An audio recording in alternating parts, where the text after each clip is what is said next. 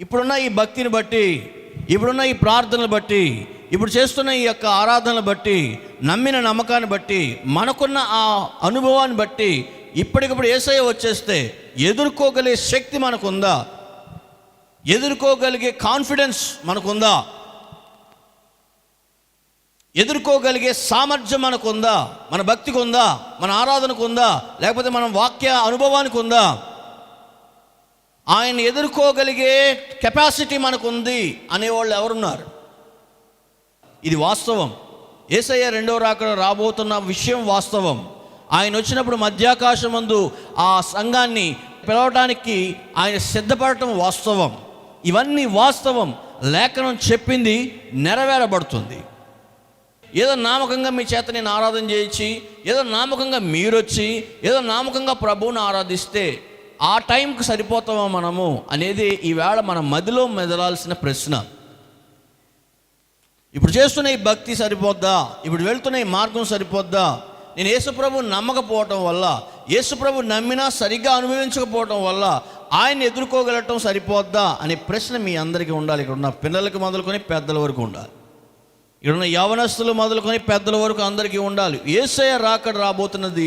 ఆ రాబోతున్న రాకడికి నేను సిద్ధమవ్వాలి. అయితే నేను ఇప్పుడు యేసయ్య వచ్చేస్తే, ఇప్పుడు యేసయ్య ఆయన స్వరంతో మనల్ని పిలిస్తే నేను ఆయన ఎదుట నిలబడటానికి సరిపోతానా?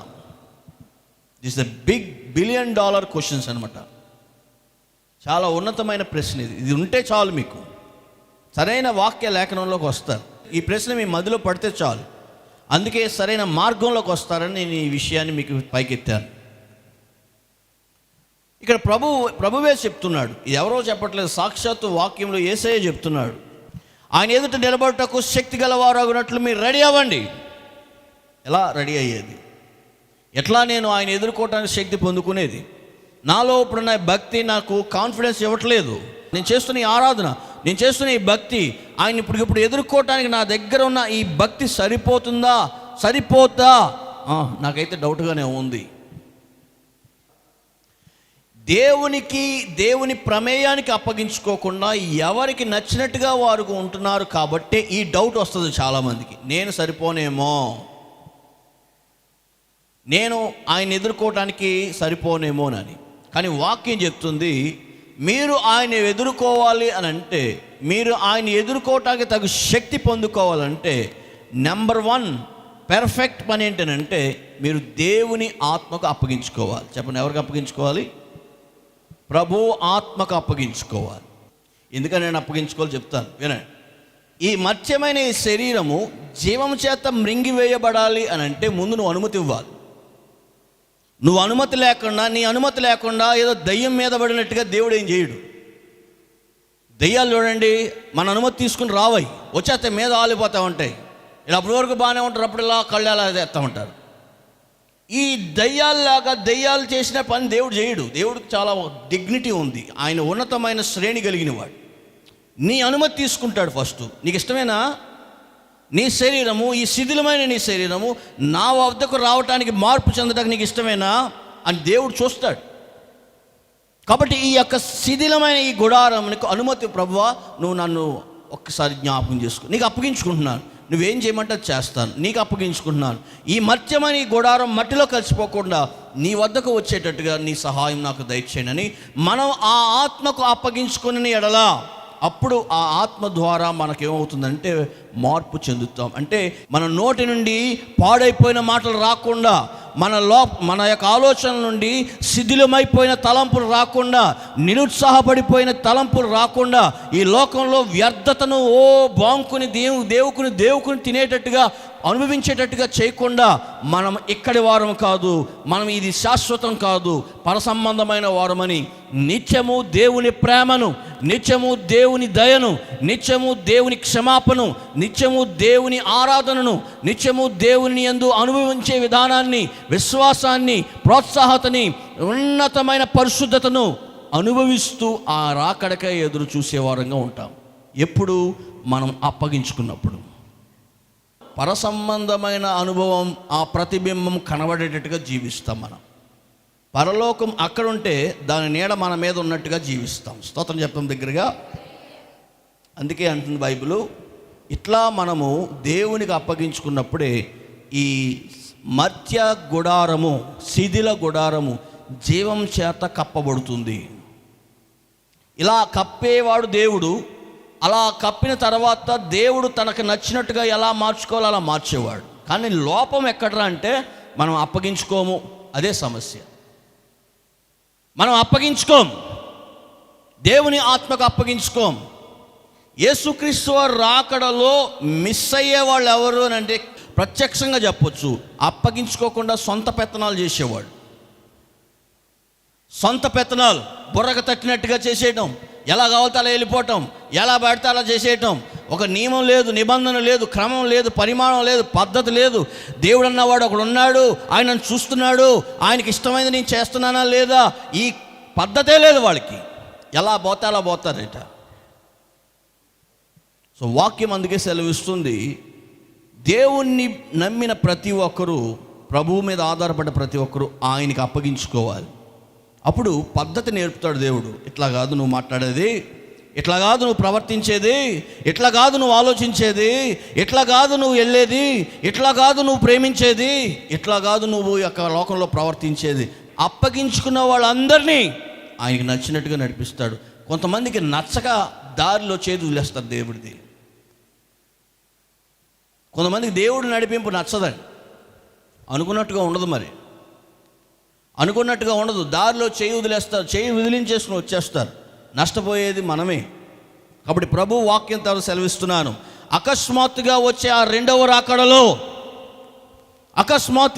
రెండవ రాకడలో దేవుని ఎదుట మనం నిలబడటానికి సరిపోవాలి అని అంటే, తగు శక్తి మనకు ఉండాలి అని అంటే, ప్రభు ఆత్మకు మనం అప్పగించుకోవాలి.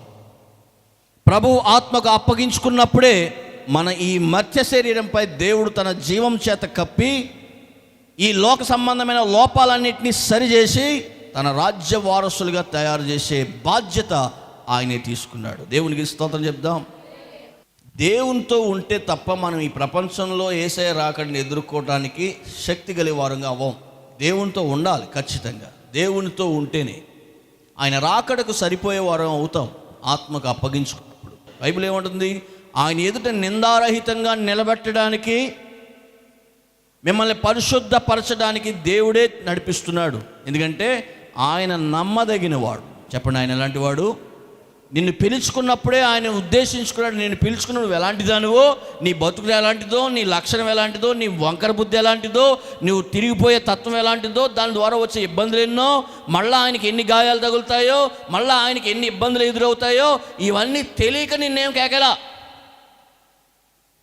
ఇవన్నీ గమనించక, అరే ఇలాంటిది అనుకోలేదురా బాబు, ఇలాంటివాడు అనుకోలేదురా నాయన, ఇలాంటి దాన్ని నేను పిలుచుకున్నానేంటి నన్ను కేకేలా.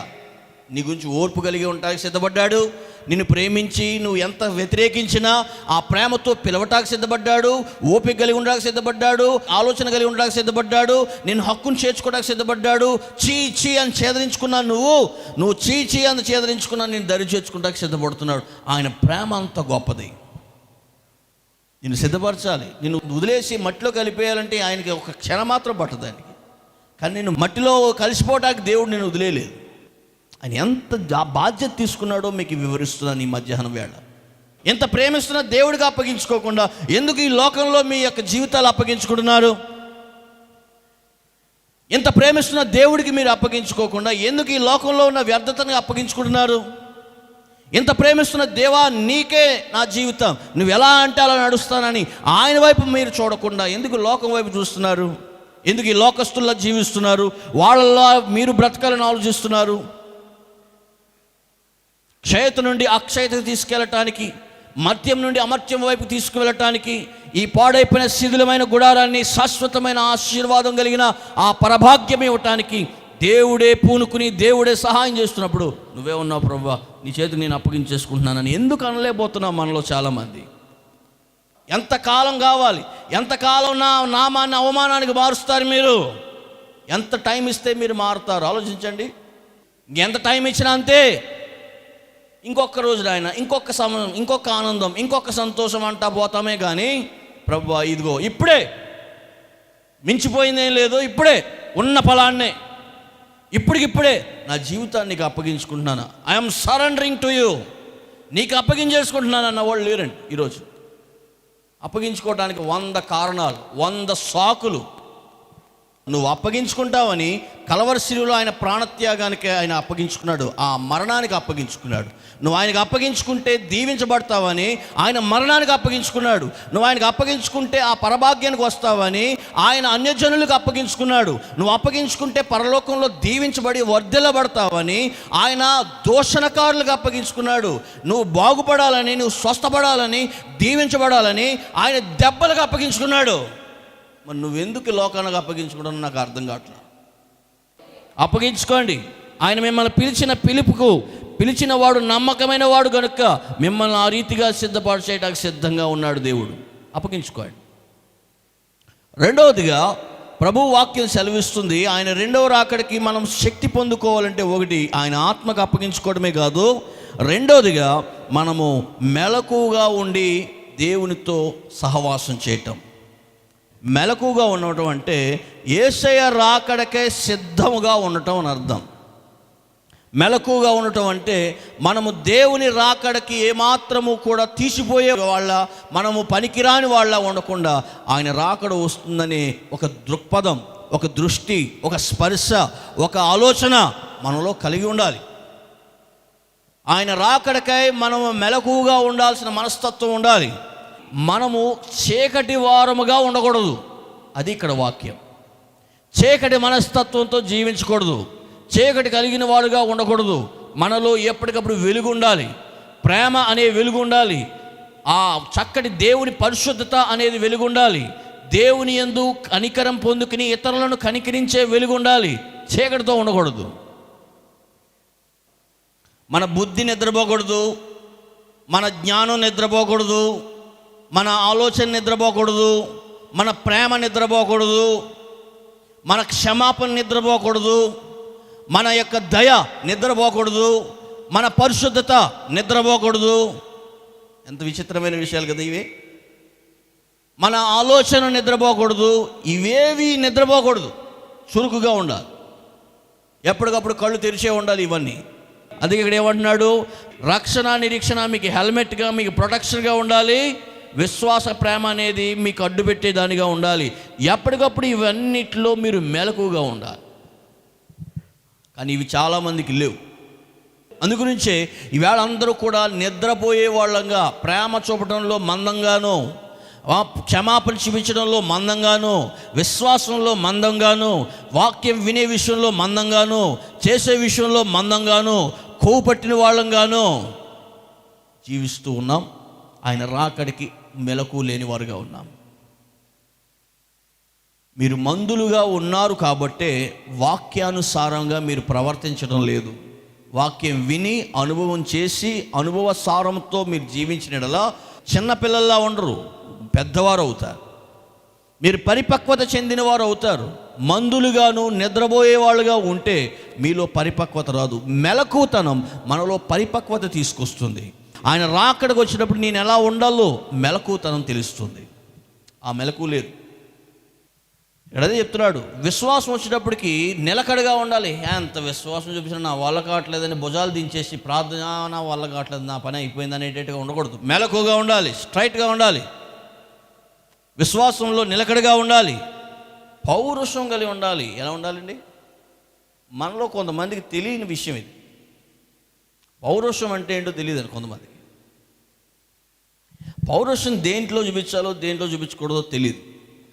మాట్లాడకపోవటం విషయంలో పౌరుషం ఉంటున్నాము కానీ, ద్వేషించే విషయంలో పౌరుషాలు చూపిస్తున్నామేమో కానీ, పనికిరాని వ్యర్థమైన విషయాలకి పౌరుషాలు ఉంటున్నాయి, కానీ నేను ప్రేమిస్తాను. నేను దేవుడికి ఇచ్చిన మాట ఏంటంటే, నేను ఎంతమంది నన్ను ద్వేషించినా నేను వాళ్ళని ప్రేమిస్తానే ఉంటాను. ఇదే నా పౌరుషం. ఇలా ఎంతమందికి ఉంది ఎట్లాంటిది? నన్ను ఎంతమంది ఛేదరించుకున్నా నేను వాళ్ళని ప్రేమిస్తాను. ఇది నా పౌరుషం. ఎంతమందికి ఉంది అలాంటి పౌరుషం? దేవుని యొక్క విశ్వాస విషయంలో నాకు ఎన్ని ఒడిదుడుకులు వచ్చినా, అవాంతరాలు వచ్చినా పౌరుషం కలిగి ప్రభువునే విశ్వసిస్తాను. ఎంతమందికి ఉంది ఇలాంటిది? నాకు ఎన్నో సమస్యలు వచ్చాయి, ఎన్నో నష్టాలు వచ్చాయి, వేరే వైపు నేను తిరగకుండా ప్రభు వైపే తిరుగుతాను, ప్రభు వద్దే కూర్చుంటాననే పౌరుషం ఎంతమందికి ఉంది? ఇట్లాంటి విషయాల్లో పౌరుషం కావాలి మనకి. దేవుడు నమ్మదగిన వాడైనట్టుగా నేను నమ్మదగిన వాడుగా ఉండటానికి పౌరుషంగా ఉంటాను. మంచి విషయాల్లో పౌరుషం ఉంచండి, పాడైపోయిన విషయాల్లో కాదు, పాడు చేసే విషయాల్లో కాదు. ఒక్కసారి ప్రభు దగ్గర మాట ఇచ్చావంటే ఆ పౌరుషం కలిగి నిలబడాలి. పరిశుద్ధంగా ఉంటాను ప్రభువా, నిలబడంతే. పౌరుషంగా ఉండు. దాంట్లో కోపం, దాంట్లో పొగరు ఉండాలి మీకు. దేవుని యందు నమ్మకమైన జీవితం కలిగించే విషయాల్లో పౌరుషం ఉండాలి. ఇతరులను క్షమించే విషయంలో పౌరుషం ఉండాలి. అది మీ జీవితానికి దేవుడిచ్చిన భాగ్యం. వాక్యం చెప్పేది కూడా అదే. పౌరుషం గలవారే ఉండండి, బలవంతులై ఉండండి, స్ట్రాంగ్ పర్సన్గా ఉండండి. నేను ఎప్పుడు కూడా ఒకటి అనుకుంటాను, అది మీకు చెప్పి ముగిస్తాను. ఏంటంటే, నా వల్ల కాదు అని అన్న నేను. గుర్తుపెట్టుకోండి, నా వల్ల కాదు. మీరు కూడా ఎప్పుడైనా సరే గుర్తుపెట్టుకోండి, నా వల్ల కాదు అని అనుకోకండి. నువ్వు ఎంతైనా పెట్టండి, నేను ఎంతవరకే ఉంటాను అని అనలేను నేను. ఎందుకంటే విశ్వాస విషయం వచ్చినప్పటికీ, ప్రభువునందు నిరీక్షణ ఉంచినప్పటికీ, నేను చేయలేను అనేది ఏది ఉండకుండా ఆ విశ్వాసమే నన్ను బలపరిచి చేయలేని పనులన్నిటినీ చేయించగలిగే దేవాది దేవుడు ఉన్నాడు. దేవునికి స్తోత్రం చెప్పండి బిగ్గరగా. నా వల్ల కాదు, నా వల్ల కాదు, నా వల్ల కాదు అని అనలే నేను బలవంతుణ్ణి. చూడటానికి నేను బక్కపీలుకుగానే ఉంటాను, నా వల్ల కాని విషయమే నాకు తెలుసు. కానీ ప్రభువునందు విశ్వాసం ఉంచాను, నమ్మకం ఉంచాను, నిరీక్షణ ఉంచాను. నేను ఎందుకు చేయలేను? దేవుడు నన్ను బలపరిస్తే నా వల్ల కాదు అని నేను అన్ను. దేవునికి స్తోత్రం చెప్దాం బిగ్గరగా. దేవుడు నన్ను చేయించడానికి బలపరిస్తే నేను బలహీనునని ఎలా చెప్పగలుగుతాను? నేను ఎప్పుడు బలహీనునో అప్పుడే బలవంతుడు అవుతాను. దేవుని యందు నేను బలమైన వాడుగా ఎప్పుడవుతున్నాను? ఆయన యందు నేను విశ్వాసం ఉంచాను కాబట్టి. అందుకే చూడండి, ఈ రోజు వరకు మీ ఎదుటి నేను ఉంచిన సాక్ష్యం చెప్తున్నాను. ఏనాడు నేను ఈ పని ఇంతవరకే చేయగలుగుతాను, ఇంక మించి చేయలేను అని అనలేదు ఇప్పటికీ కూడా. ఏదైనా కొనాలని ప్రభువు నాకు చెప్తే నా బలం ఎంత, నా జీవితం ఎంత, నా బతుకు ఎంత, నా రాబడి ఎంత, ఏంటి ప్రభువా అని అన్న దేవుడి దగ్గర. నీ చదివే చదువు ఎంత, నేను వెళ్ళే మార్గం ఎంత, నేను వెళ్తున్న పరిచర్య ఎంత, ఏంటో ప్రభువా చిన్న చిన్న పనులు చేయించడానికి మానేసి పెద్ద పెద్ద పనులు చేయమంటున్నావు అని అన్ను. నేను బలవంతుణ్ణి, క్రీస్తు యందు బలవంతుణ్ణి. దేవునికి స్తోత్రం. మీరు అలాగే ఉండాలి. చేయలేను, నా వల్ల కాదు, నా వల్ల ఇంతే, నేను ఇంతే చేయగలుగుతాను, ఇంతకు మించి చేయలేను, నేను ఎంత మాత్రం మోయలేను, నేను ఎంత మాత్రం భరించలేను అని అనేవాళ్ళంగా ఉండకూడదు. మనలో వాక్య బలం లేదని, మనలో విశ్వాసంలో ఇంకా సరైన నడవడిక లేదని ఆ మాట తెలియజేస్తుంది. నేను ప్రభు దగ్గర బలపడ్డ విషయం ఏదైనా ఉందంటే ఇదే. నా వల్ల కాదు అనే విషయం ఏదైనా కనబడిందంటే వ్యక్తిగతంగా నా వల్ల కాదు, అది నేను ఒప్పుకుంటున్నాను. కానీ ప్రభువునందు నేను విశ్వసించినప్పుడు, ప్రభువు నమ్మినప్పుడు, దేవుడు నా చేత చేయిస్తానంటే నా వల్ల కాదని నేను ఎలా చెప్పగలుగుతాను? నేను ఇంతే, నా బతికి ఇంతే, నేను ఇంతే, ఇంకెంతవరకే అని అనలేను. నేను ఇంతకంటే పైగా ఎదగగలుగుతాను. నా దేవుడు నన్ను తీసుకెళ్ళగలుగుతాడు, ఆయనకు ఆ సామర్థ్యం ఉంది, నాకు లేదు, నేను ఒప్పుకుంటున్నాను. నేను ఆయనకు అప్పగించుకుంటే నన్ను ఎక్కడికైనా తీసుకువెళ్ళగలుగుతాడు. ఎక్కలేని కొండలను సహితం ఎక్కించగల సామర్థ్యత దేవునికి ఉంది. నా కాళ్ళు బలహీనమైన కాళ్ళే, కానీ లేడి కాళ్ళ వల్లే చేయగల సామర్థ్యం దేవునికి ఉంది. స్తోత్రం చెప్పండి బిగ్గరగా. అందుకే నేను ఎప్పుడు బలవంతులుగా ఉండాలి. చేయలేను, నా వల్ల కాదు, నా వల్ల అవ్వదు, ఈ పరిశుద్ధత నా వల్ల అవ్వదు, ఈ పరిచర్య నా వల్ల అవ్వదు, ఈ ప్రార్థన నా వల్ల అవ్వదు, ఈ ఆరాధన నా వల్ల అవ్వదు అని అనలేము మనం. ప్రభువునందు బలవంతులై ఉండాలి. స్తోత్రం చెప్దాం బిగ్గరగా. బలవంతులై ఉండండి. వాక్యం అదే కదా చెప్తుంది, బలవంతులై ఉండి మీరు చేయు కార్యములన్నీ ప్రేమతో చేయండి. ఇది మెలకు అంటే. ఇవన్నీ కలిగి ఉండాలి. మెలకువలో ఇవన్నీ ఉంటాయి. ప్రభు కార్యాలన్నీ ప్రేమతో చేయండి. మనం స్పృహ తప్పిపోతున్నప్పుడు నీళ్ళేసి కొట్టి లేపినట్టుగా వాక్యం ఎన్నిసార్లు తట్టినా లేపినా ఇంకా నాకు నిద్ర వస్తుంది, ఇంకా నాకు మత్తుగా ఉందని అనేవాళ్ళుగా ఉండకూడదు. ఆయన రాకడికి సిద్ధపడే వాళ్ళు ఎవరైనా సరే ఇలా ఉండరు. మెలకువ కలిగి ఆయన వచ్చేస్తున్నాడని గుర్తుపెట్టుకుని మనలో ఏ లోపం ఉందో దాన్ని సరి చేసుకునే ప్రయత్నం చేస్తారు. దేవుడు చెప్పినవన్నిటినీ మెలకువగా చురుకుగా చేసేవారు. ఈ పదం చాలా గుర్తుపెట్టుకోండి. చురుకుగా ఉండటం గొప్ప భాగ్యం. మొదటిగా నేను చెప్తున్నాను, మొదటిగా మనం దేవునికి అప్పగించుకోవడం ద్వారా ఆయన రాకడిని ఎదుర్కోగలుగుతాం. రెండోది మెలకుగా ఉండటం వల్ల ఆయన రాకడిని ఎదుర్కోగలుగుతాం. మూడోది ప్రార్థనతో ఆయన రాకడిని ఎదుర్కోగలుగుతాం. చెప్పండి, ఎలాంటి వాటితో? ప్రార్థన చేయటం యందు పట్టుదల కలిగి ఉండండి అని బైబిల్లో అపోస్తలుడైన పౌలు చెప్తున్నాడు. ప్రార్థన చేయటం యందు పట్టుదల కలిగి ఉండండి. పట్టుదల దేనికి? ఎప్పటికప్పుడు ప్రభువుకి ప్రార్థన నేను చేయాలి, ప్రభుతో అనుభవం కలిగి ఉండాలి, అనుబంధం కలిగి ఉండాలి, అనుబంధంతో నేను జీవించాలి, ఆ అనుభవం నాకు అవసరం, ప్రార్థన ఇంపార్టెంట్ నాకు అని అనుకోవాలి. మనం ప్రార్థన చులకనగా చూసినంత కాలం, ప్రభువుతో మాట్లాడే విషయం మనకి చిన్నతనంగా చూసినంత కాలం మనలో చాలా వరకు పరిపక్వత భాగ్యం లేదు.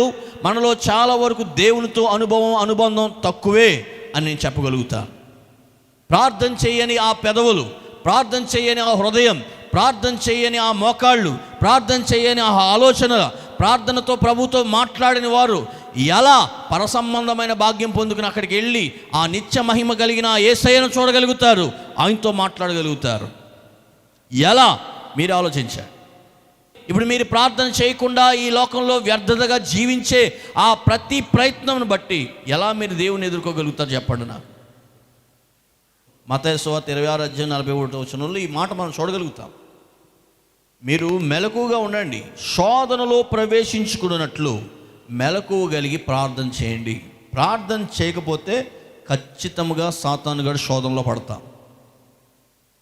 ప్రార్థన అంటే ఆయనపై విశ్వాసం ఉంచటం, ప్రార్థన అంటే ఆయనలో అనుభవం కలిగి ఉండటం, ప్రార్థన అంటే ఆయనకి మొదటి స్థానం ఇవ్వటం, ప్రార్థన అంటే ఆయన్ని మొదటిగా ప్రేమించడం, ప్రార్థన అంటే ప్రభు వైపు మన చేతులు ఎత్తడం, ప్రార్థన అంటే ప్రభు వైపు మనం తిరగటం. ప్రభుతో అనుభవం కలిగి ఉండటానికే ఈ లోకంలో ఉన్న సకల వ్యర్థతను తీసివేసుకుని ప్రభుకి వైపు తిరగటం, ప్రభు వైపు ఉండటం, ఇష్టపడటం. ఈరోజు ప్రార్థన లేదు మీ జీవితాల్లో, ప్రార్థన అనుభవం లేదు మీ జీవితాల్లో అంటే అది ఎంతో ప్రమాదకరమైన విషయం.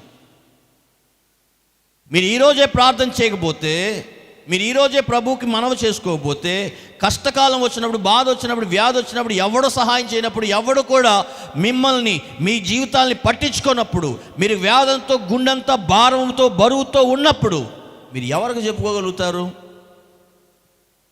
మీరు ఆ రోజు ప్రార్థన చేయండి అని చెప్పిన దేవుడే ఈరోజు కూడా ప్రార్థన చేయమని చెప్తున్నాడు దేవుడు. మీరు సమస్త మనవులను, మీ సమస్త సమస్యలు, మీ దేని గురించి చింతించకండి, మీ చింత యావత్తు నాపై ఉంచండి. ఒకవేళ బాధ ఉన్నా, వ్యాధి ఉన్నా, మనసులో ఇబ్బంది ఉన్నా, మీ సమస్త విషయాలన్నీ ప్రార్థనతో నాకు చెప్పుకోండి, మీ మనవి చేయండి నాకు.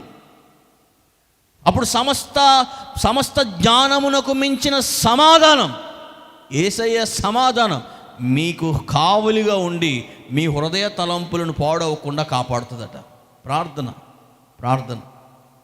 హృదయ తలంపులు పాడైపోయే తలంపులుగా చేయకుండా, తొందరపాటు నిర్ణయాలు తీసుకోకుండా, వ్యర్థమైన వైపు తిరగకుండా, అంధకార శక్తులకు అప్పగించుకోకుండా, ఆ అంధకార శక్తులు వీరిపై పనిచేయకుండా ప్రార్థనే వాళ్ళు కాపాడుతుంది. కొంతమంది ఇళ్లలో అడుగు పెడతాను నేను ప్రార్థన చేయడానికి, వాళ్ళ ఇళ్లలోకి అస్సలు ప్రార్థన అనే మాట రాదు. వాళ్ళకి ప్రార్థన చేసిన ముఖాలు అర్థమవుతాయి, ప్రభువుపై భారం వేసిన మాటలుగా వస్తాయి బయటికి, వాళ్ళకి అర్థమైపోతారు. ఎప్పుడైనా నీ ముఖం అద్దంలో చూసుకున్నావా? ఎన్ని సంవత్సరాలు అయింది నీ అద్దంలో చూసుకుని నీ ముఖం అని అంటాం. అలాగే ఎప్పుడైనా ప్రార్థన చేసిన మోకాలని ఇవన్నీ ఎన్ని సంవత్సరాలు అయింది ప్రభుతో మాట్లాడి? పొద్దున్నే లేచి ప్రార్థన చేసింది ఏదైనా ఉందా? మధ్యాహ్నం అయినా ప్రార్థన చేసింది ఉందా? ఏదైనా తీరిక టైంలో మనసు పెట్టి ప్రార్థన చేసిన రోజు ఉందా? ఎప్పుడైనా గుండె నిండా ఉన్న భారాన్ని, మనసు నిండా ఉన్న ఆలోచనలు ప్రభువా ఇది అని చెప్పుకున్న ఒక్క గడియ మీ జీవితాల్లో ఉన్న ఆలోచించండి. ప్రార్థన లేకుండా సాతాను శక్తులు పోవాలి, ప్రార్థన లేకుండా గొప్ప విజయాలు రావాలంటే ఎలా వస్తాయండి? ప్రార్థన చేయాలండి. మంచిది ప్రార్థన. దేవుడికి స్తోత్రం. ప్రార్థన మన విశ్వాస జీవితానికి ఎదుగుదల తీసుకొస్తుంది. అందుకే మెలకుగా ఉండి ప్రార్థన చేయండి. ప్రార్థన ద్వారానే మీ శోధనలో పడకుండా ఉండినట్లు జాగ్రత్త తీసుకోగలుగుతారు. సాతానుగాడు మిమ్మల్ని కబళించకుండా, సాతానుగాడు మిమ్మల్ని అపహరించకుండా, మీరు ప్రభువుకి చెప్పిన మనవిని బట్టి, ఆయన మీద ఆధారపడ్డ దాన్ని బట్టి, ఆయనతో ఉన్న అనుభవాన్ని బట్టి దేవుడు మీ మీద వచ్చే భయంకరమైన శోధన తప్పిస్తాడు. ఇందు నిమిత్తం ఆయన రాకడికి తగు శక్తి గల వారం అగునట్లుగా సిద్ధపడగలుగుతాం. దేవునికి స్తోత్రం చెప్తాం బిగ్గరగా హల్లెలూయా. ఈ మధ్యాహ్న సమయంలో నేను ఈ మాట చెప్పి ముగిస్తున్నాను. యేసయ్య రాకడ వచ్చేస్తుంది. భయపెట్టి మిమ్మల్ని భక్తి చేయించట్లా. వచ్చిన తర్వాతే బాధపడి గుండెలు బాదుకునే వాళ్ళతో ఉండడం కంటే రాకుండానే మనం సిద్ధపడటం మంచిది. ఆయన ఎదుర్కోవడానికి తగు శక్తి గల వారు ఉన్నట్లుగా ఉండడం మంచిది. ఆయనకు అప్పగించుకోండి. మెలకుగా ఉండండి. ఎప్పటికప్పుడు ప్రభువుకి ప్రార్థనతో అన్ని విషయాలు చెప్పండి. ప్రార్థనతో ఆయనతో అనుభవం కలిగి ఉండండి.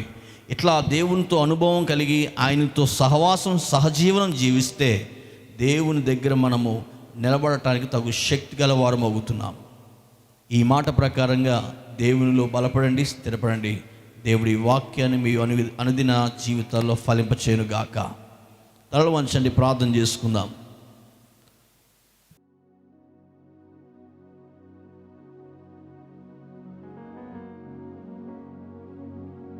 ఈ వాక్యం ద్వారా నీ రాకడకే మమ్మల్ని సిద్ధపరచడానికి, నేను ఎదుర్కోటాకే తగు శక్తి గల వారు అగునట్లుగా ఉండటానికి నీ మాటలతో మమ్మల్ని నీ వాక్యం వైపు నడిపించినందుకు వందనాలు. నీ వాక్య సారాన్ని మాకు అర్థమైనట్టుగా చెప్పినందుకు వందనాలు. ఎంతకాలం ఈ లోకంలో ఉంటాం, ఎంతకాలం ఈ లోకంలో అనుభవిస్తాం. ఏదో ఒక రోజు మేము నిద్రించవలసిన వాళ్ళమే, నీ రాకడ వస్తే ఎదుర్కోవలసిన వాళ్ళమే. ఖచ్చితంగా మా మరణం ఎలా సంభవిస్తుందో నీ రాకడ అలాగే ఒకరోజు సంభవిస్తుంది. ఆ రీతిగానే మేము సిద్ధపడి దాని కొరకే మేము ఆయుధపడినట్టుగా కృప దయచేయండి. సంఘం అంటే నీ రాకడకే సిద్ధపరచుకునే ఒక చక్కటి మంచి మందిరమని మేమందరం తెలుసుకుని, ఆ రీతిగా మేము సిద్ధపరచబడి ఒకరినొకరు హెచ్చరించుకుని, బుద్ధి చెప్పుకుని, ఒకరినొకరు ఆదరించుకుని, నీ వాక్యంతో, నీ మాటలతో, నీ పాటలతో ఒకరినొకరు మర్యాదపూర్వకంగా ఒకరినొకరు మీ ఎదుట మేము సిద్ధపరచుకునే కృప మా అందరికీ దయచేయండి. ఇక్కడ ఉన్న వారికి, వాక్యం విన్న వారందరికీ నీ కృప మహదైశ్వర్యం ప్రతి ఒక్కరికి ఇచ్చి, నాయన నువ్వు పిలుచుకున్న పిలుపుకు తగ్గట్టుగా వీరిని నువ్వు సిద్ధపరచుకుని నీ ఎదుట నిలబడే శక్తి గల వారు అగినట్లుగా నడిపించమని మహిమా ఘనత ప్రభావం చెల్లించుకునొచ్చు. ఈ మాటలు విన్న ప్రతి సహోదరిని ముట్టి స్వస్థపరిచి నీ రాకడికే సిద్ధపరచమని యేసుక్రీస్తు శ్రేష్టమైన దివ్యమైన నామంలో ఈ ఆత్మలను నీ చేతిలో పెట్టి ప్రాధేయపడుతున్నాము తండ్రి, ఆమేన్. ఈ సందేశాన్ని మరలా వినాలనుకుంటున్నారా? అయితే యూట్యూబ్లో BIBLEVADDAKU బైబిల్ వద్దకు అని టైప్ చేసి ఈ సందేశాన్ని మరలా వినండి. మరిన్ని ఆత్మీయ సందేశాల కొరకు ప్రక్కనే ఉన్న సబ్స్క్రైబ్ బటన్ని, బెల్ బటన్ని ప్రెస్ చేయడం మర్చిపోకండి. ఆధ్యాత్మిక లేఖని 00. Our address brother G Rajasekhar, S Chikkala, Palakollu mandal, west Godavari district, Andhra Pradesh. మా ఫోన్ నెంబర్లు 8886913000. మరి ఒక ఫోన్ నెంబర్ 8886914000.